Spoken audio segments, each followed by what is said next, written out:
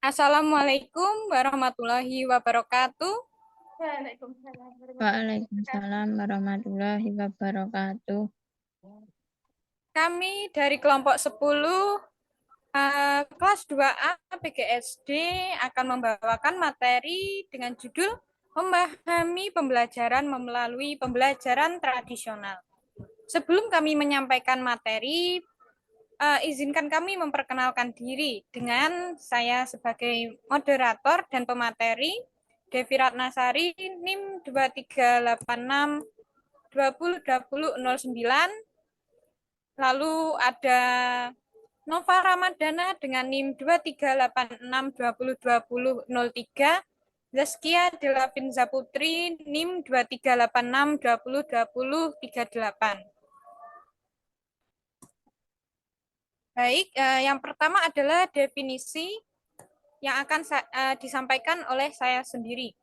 Dalam buku Pengembangan dan Inovasi Kurikulum, Subandinja mendefinisikan pembelajaran tradisional sebagai pendekatan pembelajaran yang bersifat konvensional dan berpusat pada guru atau teacher-centered.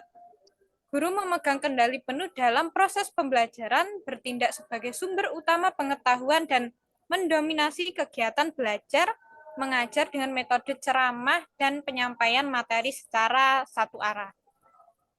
Nah, sedangkan yang berikutnya adalah ciri-ciri yang akan disampaikan oleh rekan saya, Nova Ramadana.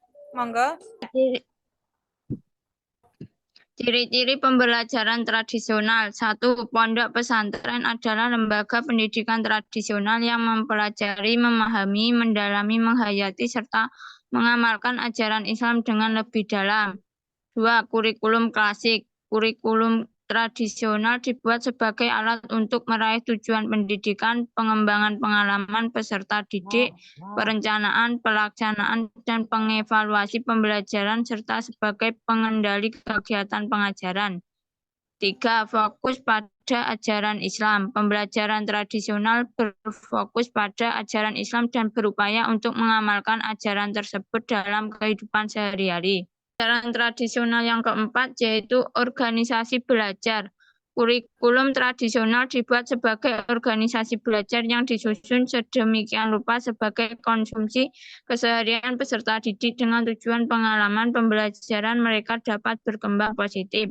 Kelima, pengembangan karakter. Pembelajaran tradisional berupaya mencetak generasi muda yang memiliki kecerdasan, kepintaran, dan karakter seperti yang dibutuhkan masyarakat dengan tujuan mencapai kehidupan bermasyarakat yang lebih baik.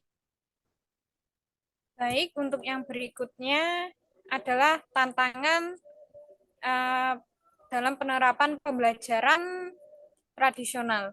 Menurut Subandinja, tantangan yang dihadapi dalam pembelajaran tradisional adalah 1. Keterbatasan sumber daya. Pembelajaran tradisional menghadapi keterbatasan sumber daya seperti keterbatasan fasilitas, infrastruktur, dan teknologi yang dapat membatasi kemampuan pengajaran. Yang kedua, keterbatasan tenaga pendidik. Pembelajaran tradisional juga menghadapi keterbatasan tenaga pendidik yang memiliki kemampuan dan kualifikasi yang sesuai untuk mengajar. Yang ketiga, keterbatasan bahan ajar. Pembelajaran tradisional menghadapi keterbatasan bahan ajar yang dapat membatasi kemampuan peserta didik untuk memahami materi yang dipelajari. Yang keempat, keterbatasan waktu. Pembelajaran tradisional menghadapi keterbatasan waktu untuk dapat membatasi kemampuan pengajaran dan pengembangan peserta didik. Yang kelima, keterbatasan fasilitas. Pembelajaran tradisional menghadapi keterbatasan fasilitas yang dapat membatasi kemampuan pengajaran dan pengembangan peserta didik. Yang keenam, keterbatasan teknologi. Pembelajaran tradisional menghadapi keterbatasan teknologi yang dapat membatasi kemampuan pengajar dan pengembangan peserta didik. Yang ketujuh, keterbatasan kesadaran. Pembelajaran tradisional menghadapi keterbatasan kesadaran masyarakat terhadap pentingnya pendidikan tradisional yang dapat membatasi kemampuan pengembangan peserta didik. Yang kedelapan, keterbatasan keselamatan. Pembelajaran tradisional menghadapi keterbatasan keselamatan yang dapat membatasi kemampuan pengajaran, dan pengembangan peserta didik. Yang ke-9, keterbatasan kualitas. Pembelajaran tradisional menghadapi keterbatasan kualitas pendidikan yang dapat membatasi kemampuan pengajaran dan pengembangan peserta didik. Keterbatasan kuantitas. 10. Keterbatasan kuantitas. Pembelajaran tradisional menghadapi keterbatasan kuantitas pendidikan yang dapat membatasi kemampuan pengajaran dan pengembangan peserta didik. Baik, berikutnya adalah kelemahan dari penerapan pembelajaran tradisional. Yang pertama adalah mudah menjadi verbalisme, pengertian kata-kata, lemah dalam visual, jika digunakan terlalu lama akan membosankan, sukar dalam menyimpulkan siswa mengerti dan tertarik pada ceramah yang disampaikan, juga menyebabkan siswa menjadi pasif. Dan berikutnya adalah Kelebihannya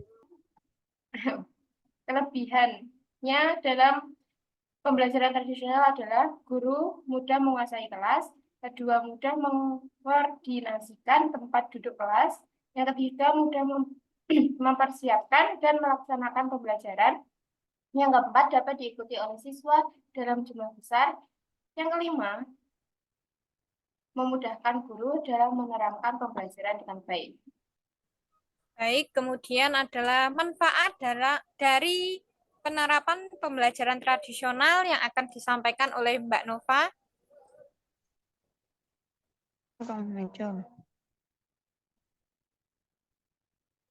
Manfaat pembelajaran tradisional yang diuraikan oleh Subhandija. 1. Struktur yang jelas. 2. Kontrol yang ketat. 3. Kemudahan implementasi. 4. Pengembangan dasar pengetahuan. 5. Evaluasi yang terstandarisasi. 6. Keteraturan dan disiplin. 7. Fokus pada penguasaan konten. Baik, begitulah presentasi dari kami. Kurang lebihnya kami mohon maaf. Wassalamualaikum warahmatullahi wabarakatuh. Waalaikumsalam. Waalaikumsalam warahmatullahi wabarakatuh.